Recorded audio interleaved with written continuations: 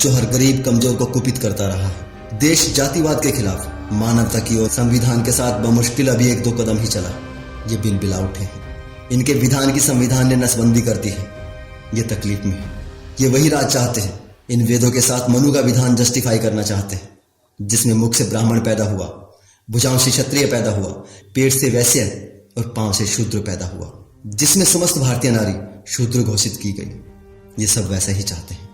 लेकिन इन अकल के अंधों ने कभी सोचा नहीं था कि मुख से थोड़ा ऊपर मस्तिष्क भी होता है, बुद्धि भी होती है, जिससे बुद्ध पैदा होते हैं, ज्योतिबा फुले पैदा होते हैं, पेरियार पैदा होते हैं, अंबेडकर पैदा होते हैं और जोशीले भगत सिंह पैदा होते हैं, जो इनके ईश्वर और उनके भेजे ग्रंथों की बखियां उधेड़ कर रख देते हैं। उसी बुद्धि से तरकशील जन्म लेते हैं, जो उस ईश्वर और उसके योजना आयोग के सदस्यों की हालत खराब करके रख देते हैं। भारत अब तरकशील भारत बन रहा है, जिसमें इनकी हैसियत भी वही होगी जो एक आम भारतीय की होगी। समता, समानता, बंधुता, भाईचारा इन्हें हमेशा के लिए सत्ता विहीन कर देगा।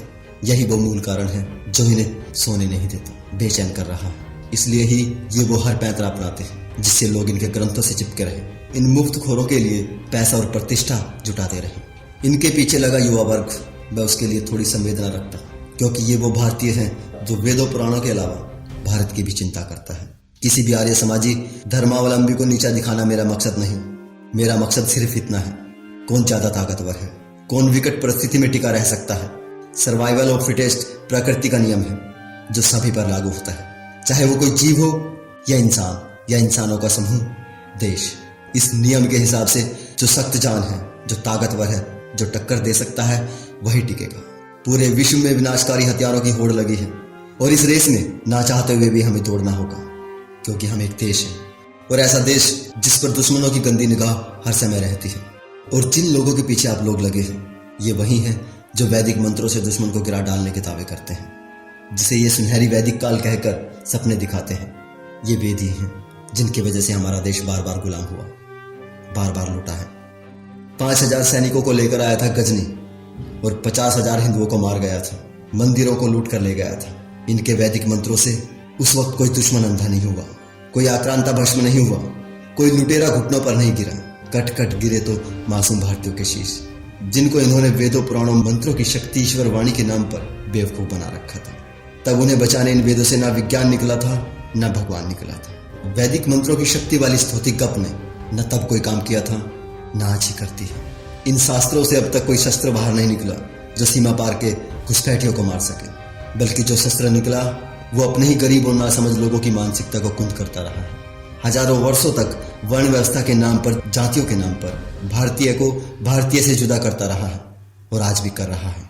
इन वेदों में साफ साफ लिखा है, अगर हवन के लिए रुपया पैसा कम पड़े तो शूद्र को लूट लो, उसे संपत्ति रखने का कोई अधिकार नहीं।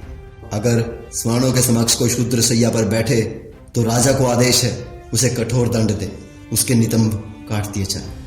अगर कोई शूद्र वेद पाठ करे या सुने, उसके कानों में पिघला हुआ लाख डाल दिया जाए। ये है विधान इनका, जिसे ये ईश्वर रचित कहते हैं। सोचिए, अगर ये ईश्वर रचित है तो वो ईश्वर कितना नीच है। क्या ऐसे ग्रंथों को धरती पर भेजने वाला वो ईश्वर पूजा का पात्र हो सकता है? ये सवाल अपने आप से पूछिए। ये वेद पुराण ग्रंथ किसी ईश्वर ने नहीं लिखे, ये वैदिक वैज्ञानिक खुद जानते हैं। इन वेदों में कोई भगवान नहीं, कोई विज्ञान नहीं। अगर वेदों में कोई विज्ञान होता तो ये कब का निकाल चुके होते। ये बहुत पुराना षड्यंत्र है, जिसे सदियों पहले भगवान का नाम लेकर फैलाया गया था, अब विज्ञान का नाम लेकर फैलाने की कोशिश की जा रही है। हमारा देश भुखमरी, गरीबी और बेरोजगारी से जूझ रहा है। इन्हीं अंधास्थाओं की वजह से इस देश का भूखा युवा उन्मादी बना दिया है इन्होंने। जिसे भारत का मुस्तकबिल होना चाहिए था, उसे ये खोखले गर्व के घोड़े पर बैठाकर धर्म का झंडा थमाकर किस काल में ले जाना चाहते हैं, पूछिए इनसे।